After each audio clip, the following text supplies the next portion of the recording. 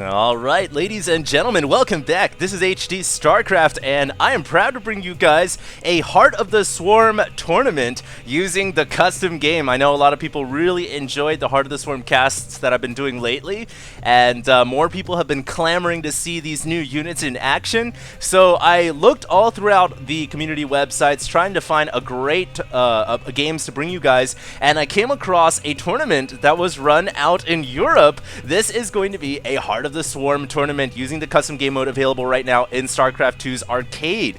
And I'm very, very excited to bring this to you guys because not only is it just a Heart of the Swarm tournament, but it also has some of the world's best players out in Europe. This was a European tournament, and it is a round of 8 onwards. So it is single elimination, round of 8 onwards. I believe the first place prize was for $500. So I mean, it's nothing too serious, but it is kind of a fun way to go ahead and get our feet wet with more of Heart of the Swarm before the actual game goes beta live for everybody who might have access to a beta key. And of course, I want to go ahead and give out beta keys if I can get a chance to. So make sure you guys stay tuned because I'm going to be working around the clock to try to get you guys access to the beta. But at the same time, of course, I'll still be casting when the beta goes live on my YouTube channel as I've always done. So I hope you guys stay tuned. And this is going to be really exciting, man. The red Terran player. Let's go ahead and do the introductions. He's at the bottom right-hand corner, and his name is Kas. He is a Ukrainian Terran,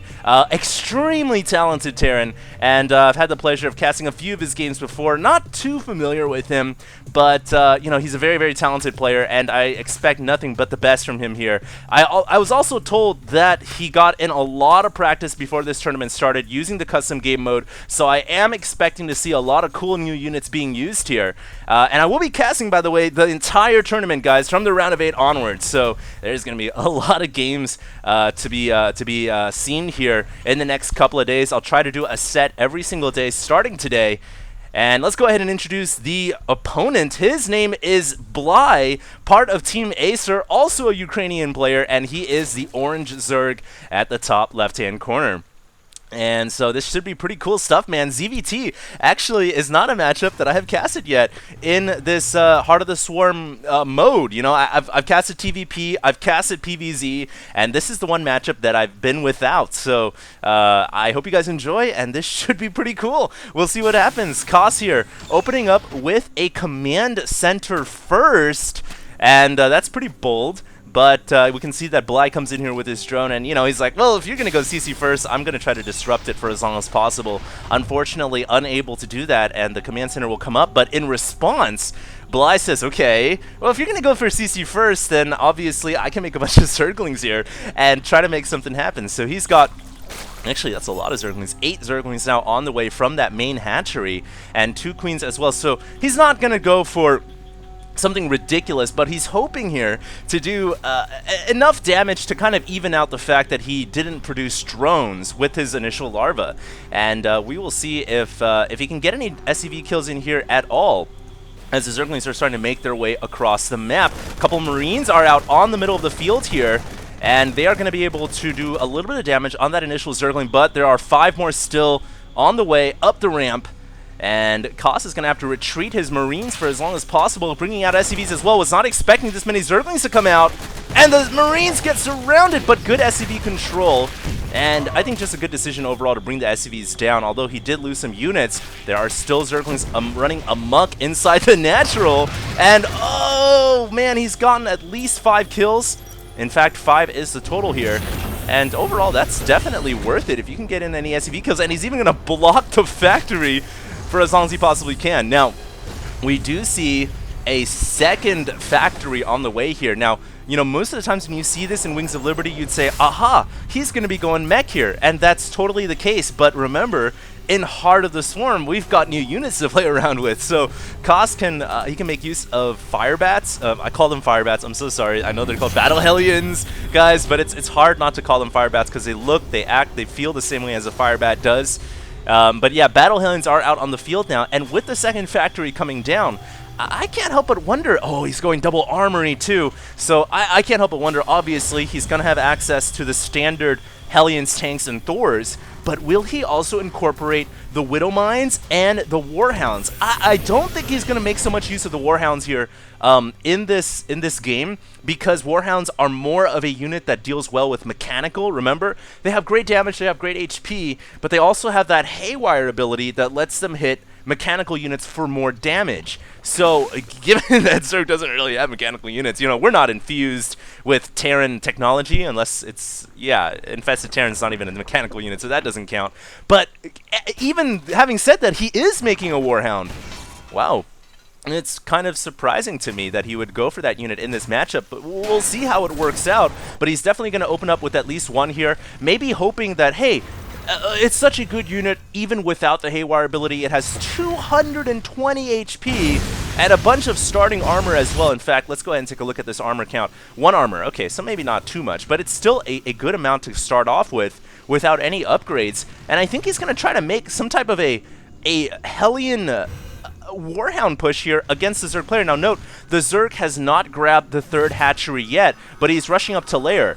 And I'm thinking here, you know, Swarm Host, obviously such a good new unit added on for the Zerg army. He might go for a Swarm Host contain against the Terran on 2 bases, but Kas is coming up here with the Hellions, and the Warhound hasn't transformed them into Battle Hellions yet, and maybe he just wants to keep mobility on his side for now to deal with the Speedlings, and his Warhound getting surrounded here, gonna try to pull it away, and 1 Queen gonna drop.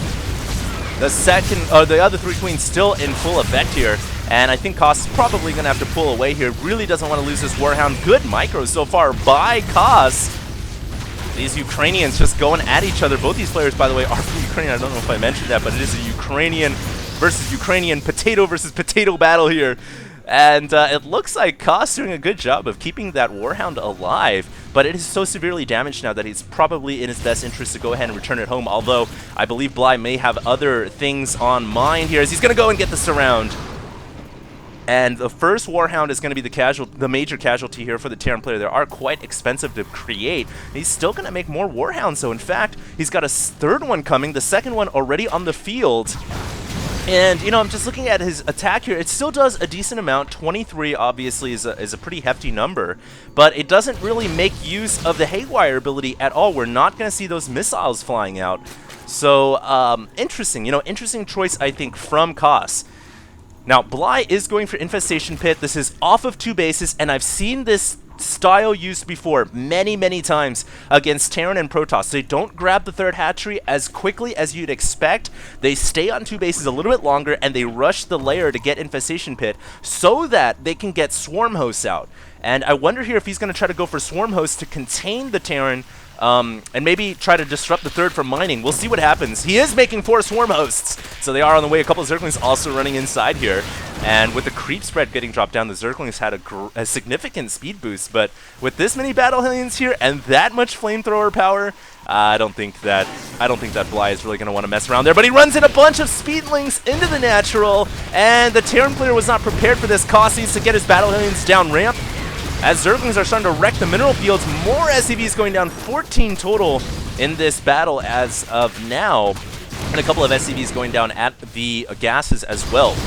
Now, with the Swarm Host coming out, guys, you know, it's going to be so prudent. In fact, let's see, those 4 Swarm Hosts are now on the field. It's going to be so prudent for the Terran player to save up energy for the orbital comsat if he wants to take out the Swarm Hosts. Also, another factor when you're dealing with Swarm Hosts is they have a long cooldown before they can spit out the next round of Locusts. Hold that thought, we have some Zerglings running in here, but they are going to be roasted so quickly by the Battle Hellions.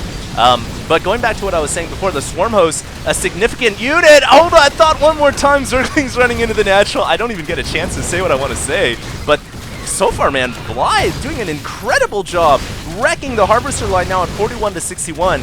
And the Swarm Host beginning to position themselves. And what I'm trying to say here is there's a cooldown on those Swarm Hosts where Kas is going to want to move out, scan, and take out the hosts, or at least force them to unburrow and retreat. You don't want to let them continuously split out units, so you want to take advantage of that interval of cooldown when the Locusts aren't out. And wow, Bly pretty smart here. He spits them out, and then he unburrows and retreats them. Pretty micro-intensive, but this is free damage for Bly, just adding on to the fact that he's already killed off so many SCVs. And, you know, I gotta say, to start this game off, man, Bly is looking very, very good in this round of 8 matchup, the beginning of this Heart of the Swarm European tournament. And Kas, I still don't know if I agree with the Warhounds. I think Siege Tanks would be better. Better use of gas than going for Warhounds against Zerg. These 4 Swarm hosts still burrowed up on the high ground, and their rally points, are they set? No, they're not.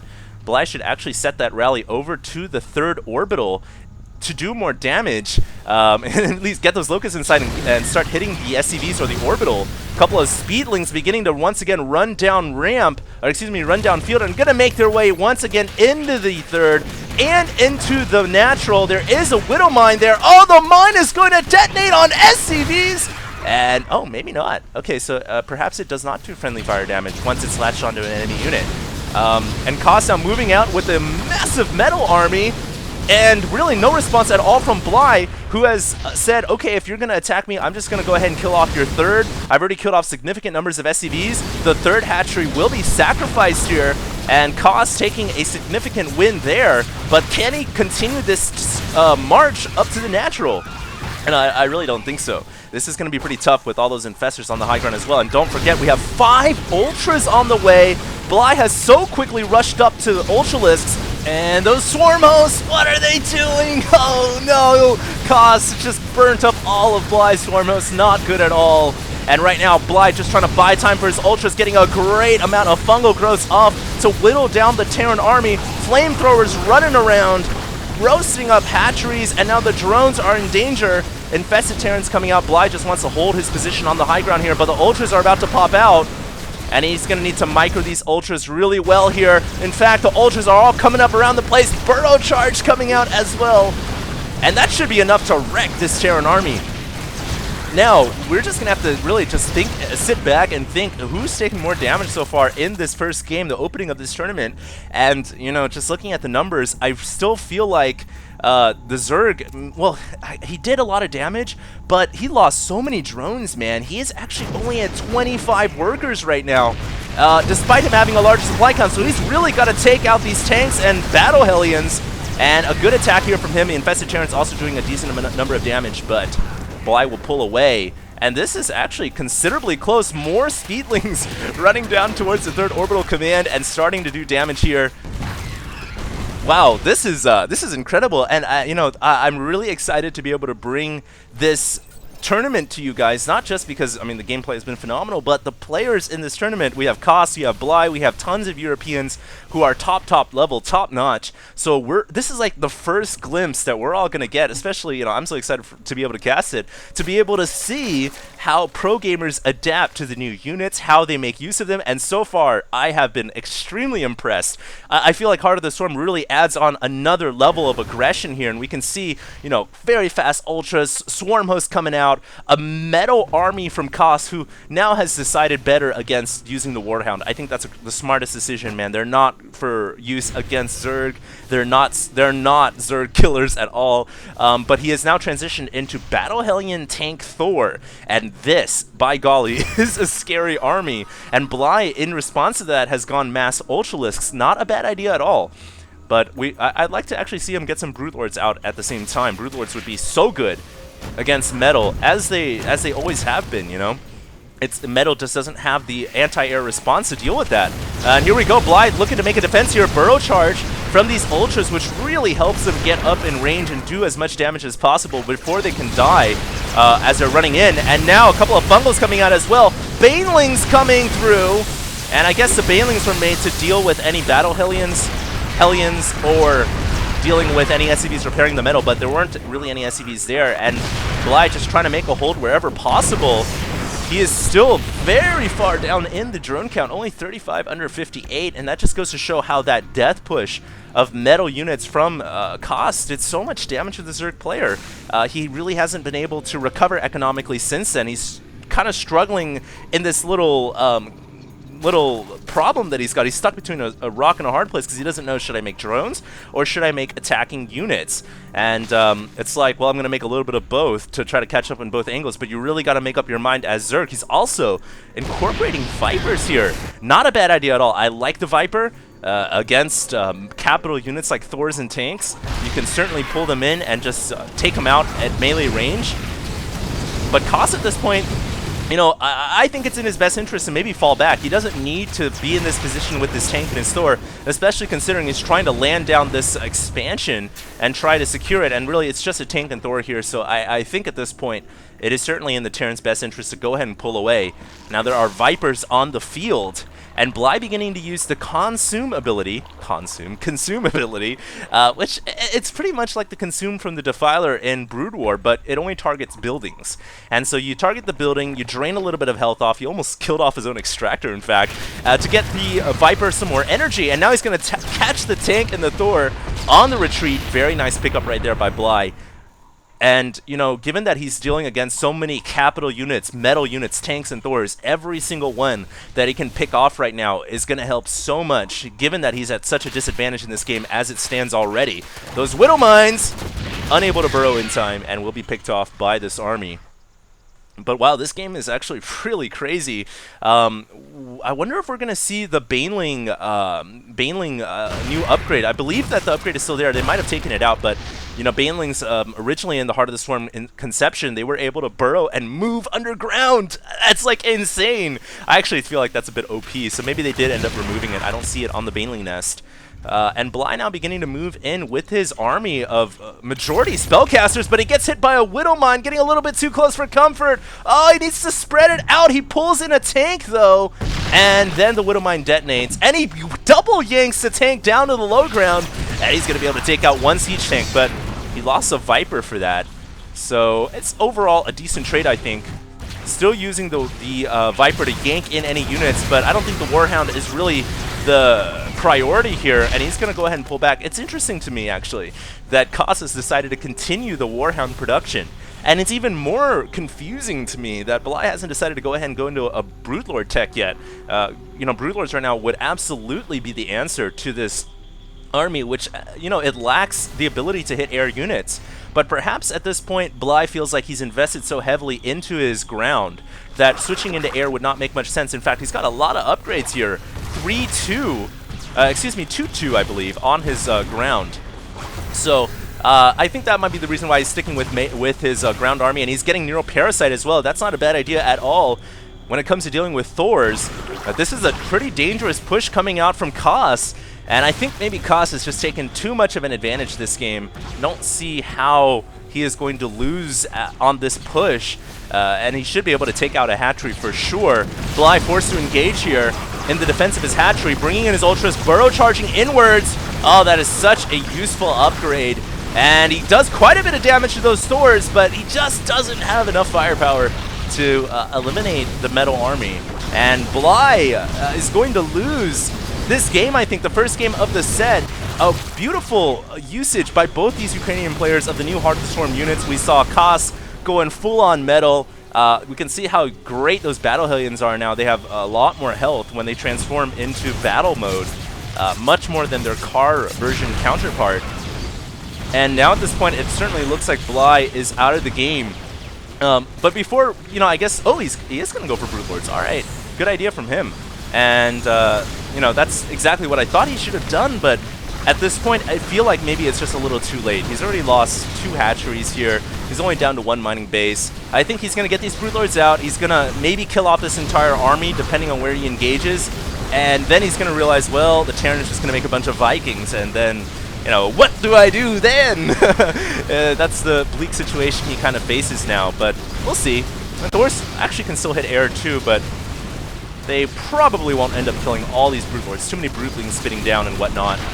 Although the the Battle Hellions are doing a good job of killing off the Broodlings before they can do a ton of damage to these Thors. And there we go. There's the GG from Bly. Not too sure what he said. Something about Warhound here. Doing 2.25. I wonder if he's talking about the movement. No, it's not the movement speed. I'm not too sure what he's referring to with the 2.25, but apparently Bly, the Zerg player here, not too happy about the new Warhound unit. In fact, let me go ahead and look here. Yeah, I'm not too sure. Maybe he's talking about the health, 220 health. That is quite a bit, obviously. It's over half the health of a Thor. But, you know, that was an incredible first game to start off this tournament. I'll be casting a set every single day, guys. Starting with this set, this is Acer Bly versus Empire Kas. And I'm so excited to be able to find out, you know, cast these games and find out who's going to go all the way to the grand finals. I hope you guys stay tuned. Incredible usage of Heart of the Swarm units here in the first game. We are going to go on to game number 2. Hope you guys enjoyed. And this is HD StarCraft signing out.